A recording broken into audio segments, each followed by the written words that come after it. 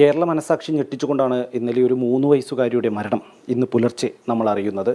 സ്വന്തം അമ്മ തന്നെ കുട്ടിയെ പുഴയിലെറിഞ്ഞ് ആ നിലയിൽ വളരെ കേരള മനസാക്ഷി ഞെട്ടിക്കുന്ന രീതിയിലുള്ളൊരു വാർത്തയാണ് പുറത്തുവന്നത്. ഇതുമായി ബന്ധപ്പെട്ട് ചില ആരോപണങ്ങൾ ഉള്ളതുകൊണ്ട് മാത്രം ഈ കുട്ടിയുടെ പിതാവ് ഇപ്പോൾ നമ്മളോടൊപ്പം ഉണ്ട്. അദ്ദേഹത്തിന് ചില കാര്യങ്ങൾ സംസാരിക്കാനുണ്ട്. അതുകൊണ്ട് മാത്രം ഇപ്പോൾ ഒരു പ്രതികരണം തേടുകയാണ്. ഇതുമായി ബന്ധപ്പെട്ട് ഈ അമ്മയുടെ ബന്ധുക്കൾ, കുട്ടിയുടെ അമ്മയുടെ ബന്ധുക്കൾ ചില ആരോപണങ്ങൾ ഉന്നയിച്ചിരുന്നു. അതിന് ചില മറുപടികളുണ്ട്. അത് അദ്ദേഹത്തിന്, ആ പിതാവിന് പറയാനുണ്ട്. അതുകൊണ്ട് മാത്രമാണ് ഇപ്പോൾ ഈ ഒരു പ്രതികരണം തേടുന്നത്. നമ്മളോടൊപ്പം ഉള്ളത് ഈ 3 വയസ്സുകാരുടെ പിതാവാണ്. ഈ കുട്ടിയുമായി ബന്ധപ്പെട്ടുകൊണ്ട് ഒപ്പം തന്നെ നിങ്ങളുടെ ചില കുടുംബ പ്രശ്നങ്ങളാണ് ഇതിന് കാരണമെന്നാണ് പറയുന്നത്. അത്തരത്തിലുള്ള പ്രശ്നങ്ങൾ എന്തെങ്കിലും ഉണ്ടോ? ഒരു മാസമായിട്ട് ഞാനിവിടെ ഇല്ല. ഞാൻ പിന്നെ ഈ അച്ഛനായതുകൊണ്ടാണ് ഞാൻ വന്നത്. പിന്നെ എന്തെങ്കിലും കുടുംബ പ്രശ്നങ്ങൾ ഉണ്ടോ എന്നത് എൻ്റെ മൂത്ത മോനാണ് ഇരിക്കുന്നത്. ഇവിടെയുള്ള ഏതെങ്കിലും പിള്ളേരോടോ അല്ലെങ്കിൽ ഇത്രയും അടുത്ത ആൾക്കാരോടൊപ്പില്ലേ, ആരോട് ചോദിച്ചാലും പറഞ്ഞു തരും. ഇന്ന് രാവിലെ കൂടെ കൂടി എനിക്ക് ചായ എടുത്ത് തന്നു, എല്ലാ കാര്യങ്ങളും എടുത്ത് തന്നിട്ട് കൊച്ചിനെ അംഗൻവാടിയിൽ 2 ദിവസമായിട്ട് അച്ഛൻ ആവശ്യമുള്ളതുകൊണ്ട് പോകാറില്ല. ഇന്ന് കൊച്ചിനെ അംഗൻവാടിയിൽ വിടണമെന്ന് പറഞ്ഞ് ഞാനാണ് കൊച്ചിനെ റെഡിയാക്കി, കൊച്ചു പോകണില്ല എന്ന് പറഞ്ഞാൽ ഞാനാണ് റെഡിയാക്കി കൊച്ചിനെ അവിടെ ഇരുത്തിയത്. അപ്പോൾ കൊച്ചിനോട് പറഞ്ഞാൽ പോകണില്ലാന്ന്. ലാസ്റ്റ് എന്നോട് കൊച്ചു പറഞ്ഞാൽ അന്ന് അച്ഛായി കൊണ്ടാക്കാനും പറഞ്ഞിട്ട് ഞാൻ കൊണ്ടാക്കാൻ പോകാണ്ട് ഞാൻ നേരെ ഈ ക്ലെയിമിൻ്റെ ഇതിന് രാവിലെ പോകേണ്ടതുകൊണ്ട് ഞാൻ പോയി. പിന്നെ എന്നോട് ഇന്നലെ ഉച്ചയ്ക്ക് ഇന്ന് തന്നെ ഒരു 11 മണിയായപ്പോൾ എന്നെ വിളിച്ചായിരുന്നു.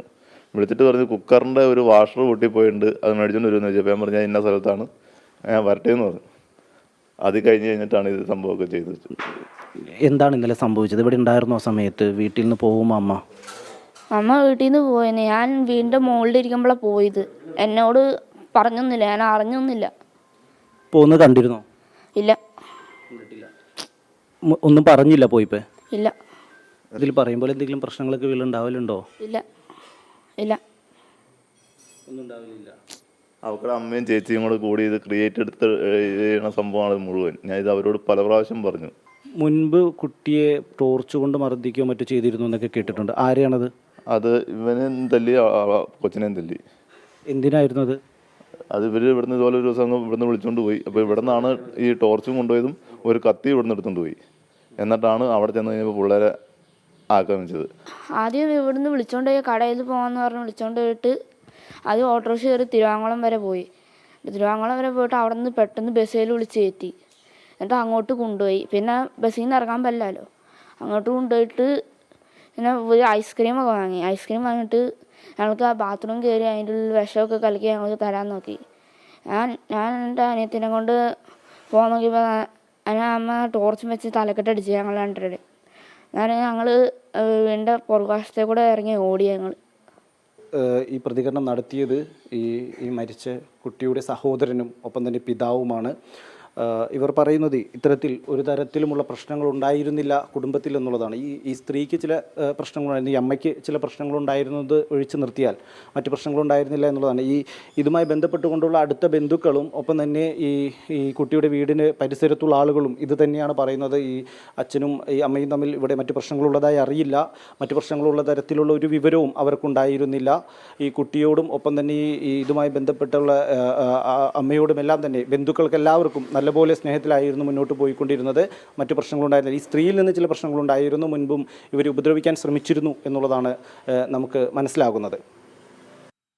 ഇപ്പോൾ റാഫി കരീം തത്സമയം ചേരുകയാണ്. തിരുവാങ്കുളത്ത് ഈ കല്യാണിയുടെ പിതാവിൻ്റെ വീട്ടിൽ നിന്നാണ് ചേരുന്നത്. റാഫി കരീം, യഥാർത്ഥത്തിൽ കുടുംബ പ്രശ്നങ്ങൾ ഉണ്ടായിരുന്നു എന്ന് ചില ബന്ധുക്കളൊക്കെ പറയുന്നുണ്ട്. എന്നാൽ ഈ പിതാവ് സാക്ഷ്യപ്പെടുന്ന അങ്ങനെ ഒരു പ്രശ്നവുമില്ലായിരുന്നു എന്ന് തന്നെയാണ് നമുക്ക് മനസ്സിലാക്കാൻ കഴിയുന്നത്. എന്തായാലും ഈ കൊലപാതകത്തിൽ ഈ കുഞ്ഞിനെ എത്ര ക്രൂരമായി പുഴയിലെറിഞ്ഞ് കൊലപ്പെടുത്തിയതിൻ്റെ പിന്നിൽ ചില ദുരൂഹതകൾ ബാക്കിയാകുന്നു എന്ന് നമ്മൾ മനസ്സിലാക്കുന്നുണ്ട്. പോലീസിനെ വട്ടം ചുറ്റിക്കുന്ന കാര്യങ്ങൾ എന്തെങ്കിലും ഈ കൊലപാതകത്തിലുണ്ടോ?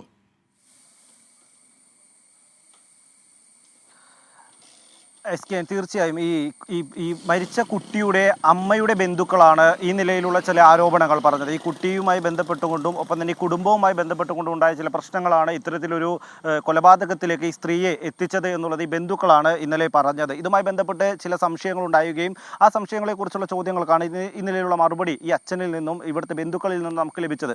ഈ പിതാവ് പറയുന്ന പ്രധാനപ്പെട്ട ഒരു കാര്യം എന്നുള്ളത് ഈ കുട്ടിയോ കുടുംബവുമായോ ഒരു തരത്തിലുമുള്ള പ്രശ്നങ്ങളുണ്ടായിരുന്നില്ല, ഒരു കുടുംബ പ്രശ്നവും വീട്ടിലുണ്ടായിരുന്നില്ല ഉണ്ടായിരുന്നില്ല. 1 മാസമായി ഈ പിതാവ് ഇവിടെ ഉണ്ടായിരുന്നില്ല. അദ്ദേഹം ജോലിയുടെ ആവശ്യവുമായി ബന്ധപ്പെട്ടുകൊണ്ട് തിരുവനന്തപുരത്തായിരുന്നു. കഴിഞ്ഞ ദിവസമാണ് ഇവിടേക്ക് മടങ്ങിയെത്തിയത്. അത് ഈ ഇദ്ദേഹത്തിൻ്റെ അച്ഛൻ അത് പരിക്ക് പറ്റി ആശുപത്രിയിൽ കിടക്കുന്നതുകൊണ്ട്, ചികിത്സയുമായി ബന്ധപ്പെട്ട് ആശുപത്രിയിൽ കിടക്കുന്നതുകൊണ്ട് അതിൻ്റെ ആവശ്യത്തിന് വേണ്ടിയാണ് മടങ്ങി വന്നത്. ഇന്നലെ സംഭവങ്ങൾ ഉണ്ടാകുന്ന സമയത്ത് രാവിലെ ഇവിടെ നിന്ന് ഈ ആശുപത്രിയിലേക്ക് പോയതാണ് ഈ കുട്ടിയുടെ പിതാവ്. അതിനുശേഷം ഈ സ്ത്രീ 11 മണിയോടുകൂടി, ഈ അമ്മ 11 മണിയോടുകൂടി വിളിക്കുന്നു. ഈ സംഭവത്തിന് ശേഷം 11 മണിയോടുകൂടി വിളിച്ചതിന് ശേഷം ചില കാര്യങ്ങൾ പറയുന്നു. അതിനുശേഷം പിന്നീട് നടന്ന കാര്യങ്ങൾ ഒന്നും തന്നെ ഈ പിതാവ് അറിഞ്ഞിരുന്നില്ല എന്നുള്ളതാണ് നമ്മളോട് സംസാരിച്ചത്. ഈ കുട്ടിയുമായി മൂത്ത കുട്ടിയുമായി നമ്മൾ സംസാരിച്ചിരുന്നു. ഈ മൂത്ത കുട്ടിയും ഈ പിതാവ് പറയുന്നതിനെ കുറിച്ച് അതേ കാര്യങ്ങൾ തന്നെയാണ്, അത് സ്ഥിരീകരിക്കുകയാണ് ചെയ്യുന്നത്. ഒരു തരത്തിലുമുള്ള കുടുംബ പ്രശ്നങ്ങളും ഉണ്ടായിരുന്നില്ല. ഈ അയൽപക്കത്തുള്ള ആളുകളും ഒപ്പം തന്നെ ഇവരുടെ അടുത്ത ബന്ധുക്കളും, ഈ പിതാവിൻ്റെ അടുത്ത ബന്ധുക്കളും എല്ലാം തന്നെ ഇത് തന്നെയാണ് പറയുന്നത്. ഒരു തരത്തിലുമുള്ള പ്രശ്നങ്ങൾ ഈ നിലയിൽ ഈ പെൺകുട്ടിയുടെ കുടുംബം ആരോപിക്കുന്നത് പോലെയുള്ള പ്രശ്നങ്ങളൊന്നും തന്നെ ഇവിടെ ഉണ്ടായിരുന്നില്ല എന്ന് ഈ ബന്ധുക്കളും സാക്ഷ്യപ്പെടുത്തുന്നുണ്ട്. ഒപ്പം തന്നെ ഇവർ പറയുന്ന മറ്റൊരു കാര്യമുള്ളത്, ഈ മുൻപും ഈ കുട്ടികളെ ഉപദ്രവിക്കുന്നതിന് വേണ്ടി ഈ അമ്മ ശ്രമിച്ചിരുന്നു എന്നുള്ളതാണ്. അത് ഏത് നിലയിലാണ് എന്നുള്ള ചോദ്യത്തിന് മറുപടി നൽകിയത് ഈ മൂത്ത കുട്ടിയാണ്. ആ മൂത്ത കുട്ടി നൽകിയ മറുപടി നമ്മൾ കണ്ടതാണ്. ഒരു തവണ ഇവിടെ നിന്ന് പുറത്തേക്ക് പോകാൻ വിളിക്കുന്നു, അതിനുശേഷം ഓട്ടോറിക്ഷയിൽ കയറ്റി പോകുന്നു, അതിനുശേഷം ബസ്സിൽ കയറ്റി കുറുമശ്ശേരിയിലേക്ക്, അതായത് ഈ അമ്മയുടെ വീട്ടിലേക്ക് യാത്ര ചെയ്യുന്നു. ഈ യാത്രക്കിടയിൽ ഐസ്ക്രീം വാങ്ങുന്നു, ഈ ഐസ്ക്രീമിൽ വിഷം കലർത്തുന്നു. ഇത് ഈ മൂത്ത കുട്ടി കാണുന്നു. അതിനുശേഷം ഇത് ഐസ്ക്രീം കഴിക്കാൻ വിസമ്മതിക്കുന്നു. തുടർന്ന് ഈ ഐസ്ക്രീം കഴിക്കാൻ ആവശ്യപ്പെട്ടുകൊണ്ട് ടോർച്ച് ഉപയോഗിച്ച് ഈ മൂത്ത കുട്ടിയെയും ഇളയ കുട്ടിയെയും, ഇപ്പോൾ മരിച്ച കല്യാണിയെയും ടോർച്ച് ഉപയോഗിച്ചുകൊണ്ട് മർദ്ദിക്കുന്നു. അവിടെ നിന്ന് ഈ മൂത്ത കുട്ടി ഇളയ കുട്ടിയെ എടുത്തുകൊണ്ട് ഓടി രക്ഷപ്പെടുന്നു.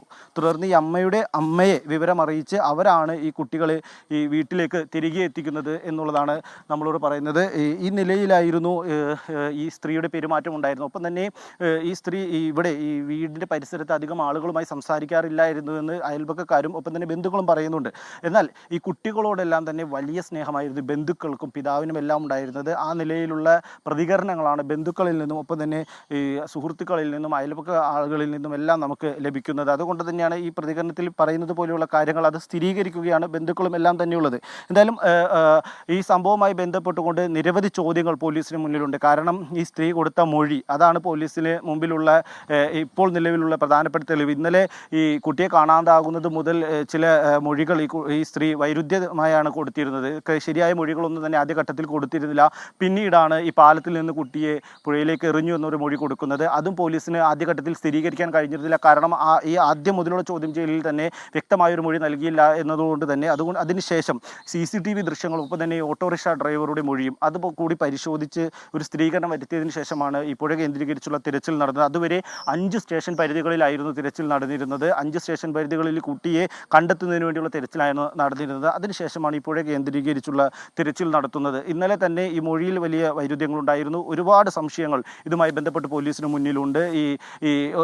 ഈ ബന്ധുക്കൾ പറയുന്ന മറ്റൊരു പ്രശ്നം ഈ അമ്മയ്ക്ക് മാനസിക പ്രശ്നം ഉണ്ടായിരുന്നു എന്നുള്ളതാണ്. എന്നാൽ ഇതും ഈ പിതാവ് തള്ളുകയാണ്. കാരണം മാനസിക പ്രശ്നങ്ങളുള്ളതായി അറിയില്ല. ആ നിലയിൽ മരുന്നുകളൊന്നും തന്നെ കഴിച്ചിരുന്നില്ല എന്നുകൂടി പിതാവ് നമ്മളോട് പറഞ്ഞിട്ടുണ്ട്. അതായത് ഇവർ ആരോപിക്കുന്ന കാര്യങ്ങൾ അല്ലെങ്കിൽ ഇപ്പോൾ പുറത്തു വരുന്ന ഈ അമ്മയുടെ ഭാഗത്ത് നിന്ന് പുറത്തു വരുന്ന വിവരങ്ങൾ അതൊന്നും സ്ഥിരീകരിക്കാൻ കഴിയുന്നതല്ല.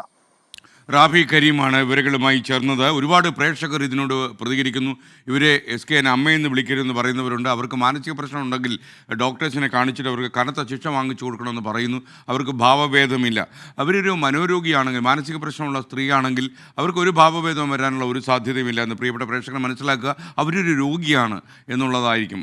അതല്ലെങ്കിൽ അവർക്ക് ആരോട് തോന്നിയ പ്രതികാരം കൊണ്ടായിരിക്കും ഈ കുഞ്ഞിനെ പുഴയിൽ എറിഞ്ഞത്.